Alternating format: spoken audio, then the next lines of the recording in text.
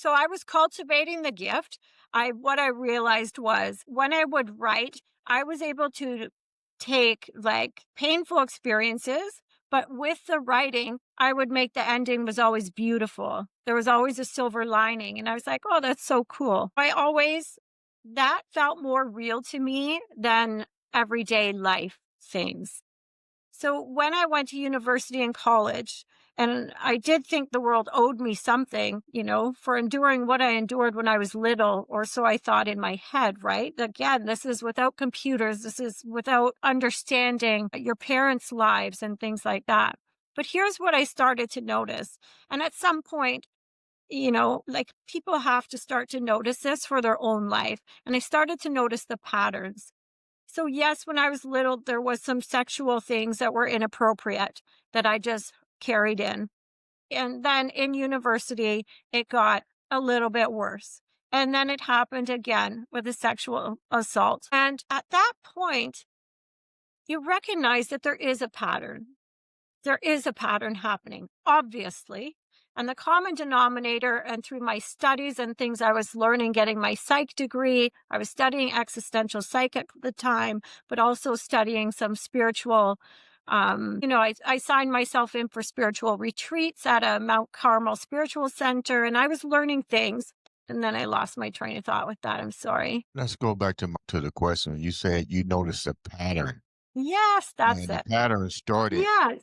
So Yeah. there was multiple encounters that you Yes. was having that we probably Yes. didn't even cover because it has to be painful. But what I'm don't understand is, or trying to Mhm. understand, Mhm.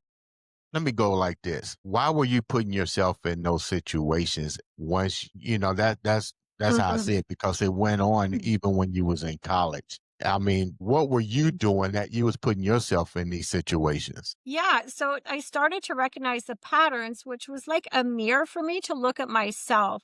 So that's when I checked into anger management because I wanted to see where is this coming from? Like what am I doing? I didn't like seeing the responses on people's faces when they were talking to me, and I really wanted to change it because what I felt like I was seeing happening, I saw the pattern, I wanted it to stop. So I got help for that in the anger management classes at the university. That's when it starts to see like the roots of the problem. How can you change it? What was most noticeable for me was when people would look at me when I was in that state of expecting something from them or that they owed me something. It wasn't the facial expressions I wanted to see on people. Nobody looked happy looking at me. People looked angry at me. And that just from that turning point, that just totally shifted my life. I'll be honest with you.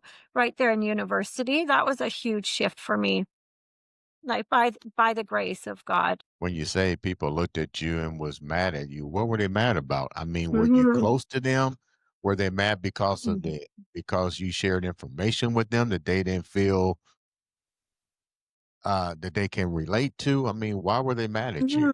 My behavior was wrong. I had the wrong attitude that the world owed me something because I'd been through some difficult things. Give me an idea of a behavior pattern that you was demonstrating.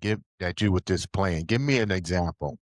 One just popped in my head. So when I put it all together about being left on the curb, I knew exactly who it was that did that to me that night. So there was a point in the bar, and I'm not proud of it, but but there was screaming, and I do think I lunged on the guy on the dance floor because then I was kicked out of the bar. Those are the moments that I'll never go back to.